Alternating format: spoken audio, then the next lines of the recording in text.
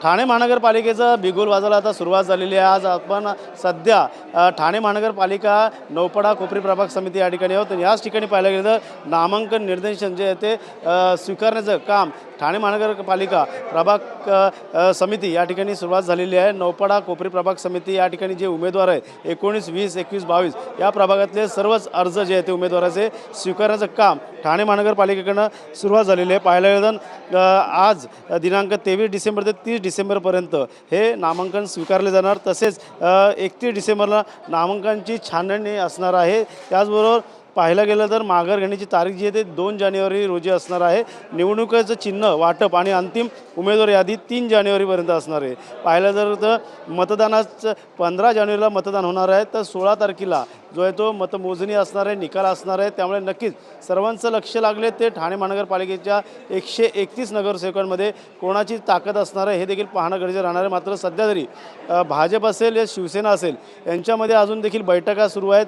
आता कोण कशा प्रकारे लढत असणार आहे ठाणे महानगरपालिका हे देखील पाहणं गरजेचं आहे। त्याचबरोबर विरोधक देखील या ठिकाणी अनेक लोक जे आहेत ते आता फॉर्म घेताना आपल्याला पाहायला मिळत आहेत। हे सर्व जे आहे ते अर्ज या ठिकाणी देत आहे, नामनिर्देशन पत्र या ठिकाणी देत आहेत। तुम्ही तरुण वर्ग आहात, पहिलीच तुमची लढत असणार आहे निवडणुकीत। कुठल्या पक्षाकडनं आणि कशा प्रकारचं नामनिर्देशन पत्र या ठिकाणी आता तुम्ही देणार आहेत, कशा प्रकारची तयारी केलेली आहे?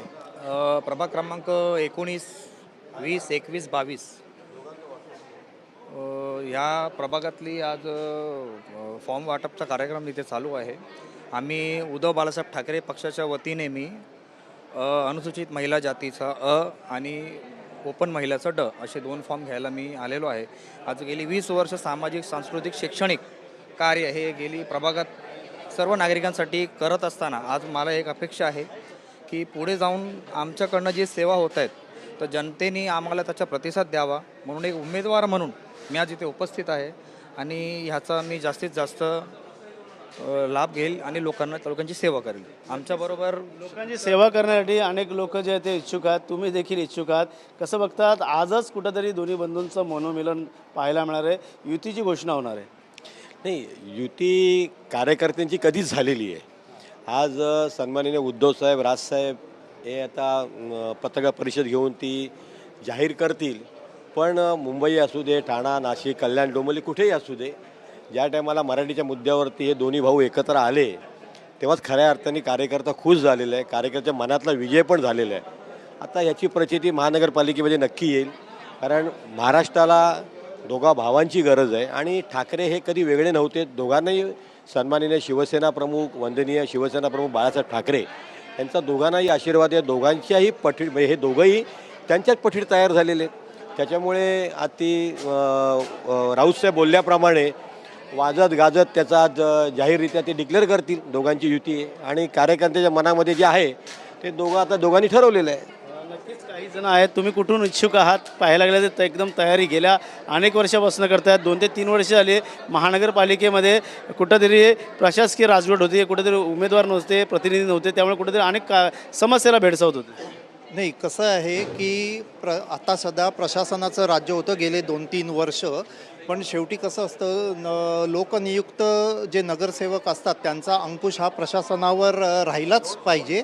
त्याच्यामुळे या निवडणुका अतिशय गरजेच्या होत्या आणि आता आपण बघितलं गेलं कालच रिझल्ट लागलेले आहेत नगर परिषदा आणि सगळ्यांच्या, तर त्याच्यामध्ये महायुतीनी म्हणजे भाजप, शिवसेना आणि राष्ट्रवादी, अजित पवार दादा गट, आम्ही संपूर्ण गड हा राखलेला आहे आणि ही जी काही मनसे आणि उद्धव सेना यांची जी काही धुळदाण झालेली आहे त्यामुळे आम्हाला पूर्ण खात्री आहे की येणाऱ्या या महापालिकांमध्ये सुद्धा आम्हाला पूर्णपणे यश मिळेल आणि जे काही उरलेले सुरलेले त्यांचं जे काही ते फुगवटा आलेला आहे ते दाखवत आहेत की आमच्याकडे सगळं मराठी करून आम्हाला हे आहे, तो सगळा फुगा फुटणार आहे त्यांचा आणि भाजप, शिवसेना, राष्ट्रवादीच्या महायुतीलाच प्रचंड बहुमत याही वेळेला महानगरपालिकांमध्ये मिळणार आहे, हे आपल्याला दिसून येईल। कुठल्या पक्षाकडनं तुम्ही आता इच्छुक म्हणून फॉर्म? इथे भारतीय जनता पार्टीकडून वॉर्ड क्रमांक 21 मधून मी आणि माझी मिसेस हे दोघेजण इच्छुक आहोत।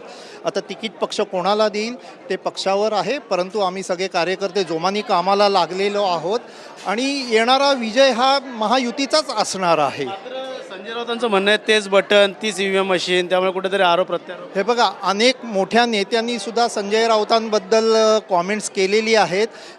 ते माझ्यासारख्या लहान कार्यकर्त्यांनी बोलणं योग्य नाही खरं तर, पण शेवटी कसं आहे, मोठे नेत्यांनी सांगितलं की सकाळचा भोंगा वाजला. तसं आता सध्या ते बरे झाल्यानंतर परत त्यांचं ते सगळं सुरू झालेलं आहे, त्यामुळे त्यांच्याकडे फारसं लक्ष देण्याची काही तशी गरज नाही आहे. तयारी जय्यत तयारी प्रत्येकाने केलेली आहे. महायुती असेल या विरोधक असेल, ठाकरे बंधू दोघं एकत्र येणार आहे, त्यामुळे नक्कीच आज बिगुल वाजायला सुरुवात झालेली आहे. आणि त्याचसोबतच काही तरुण पिढी आहेत या ठिकाणी. कुठल्या पक्षाकडनं नामनिर्देशन जे आहे ते तुम्ही भरण्यात आलेलं आहे, एकंदरीत कशी तयारी केली? आता तर आम्ही पक्षामध्ये शिवसेनामध्ये भरलेला आहे, फॉर्म इच्छुक म्हणून भरलेला आहे. आता साहेबांनी संधी दिली तर आम्ही लोक जमिनी स्थलवर कामं केलेलं आहे एवढ्या वर्षापासून, तर आम्हाला पण संधीची हे लागली आहे का आम्हाला पण कोणा राजाचा मुलाला राजा बनणार असा नाही. लोकांना पण काही ना काही अपेक्षा आमच्याकडून, त्या अपेक्षामुळे आम्ही पण पुढे आलेले. लोक मला म्हटले का तुम्ही पण होता रिंगमध्ये, तर आम्ही पण रिंगामध्ये आले. प्रभागामध्ये 19 प्रभागामध्ये.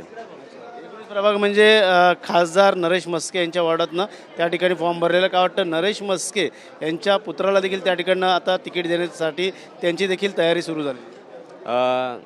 ते पक्षाचा जे निर्णय असेल ते आम्ही मान्यता करू. और पक्षाला आम्हाला एवढंच योग्य करायचं का आम्हाला स्थानिक पातळीवरती कोणी उमेदवार द्यावी. मी नाही, अजून भरपूर लोकांनी भरलेलं आहे, त्यांना कोणाला कोणाचा संधी द्यावी.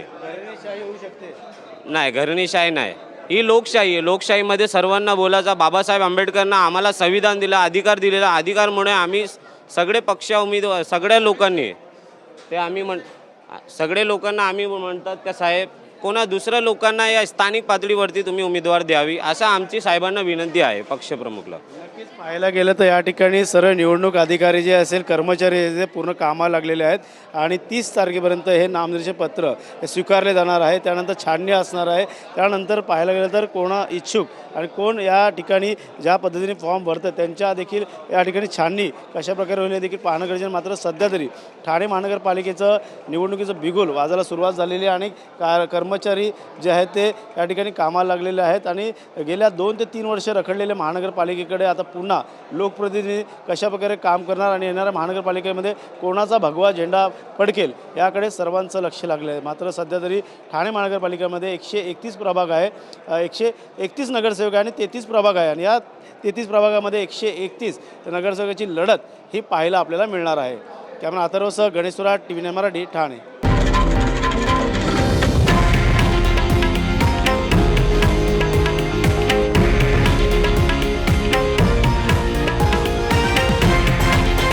हे आहे देशातील नंबर 1 न्यूज नेटवर्क आणि आपण पाहत आहात TV9 मराठी, एकमेव.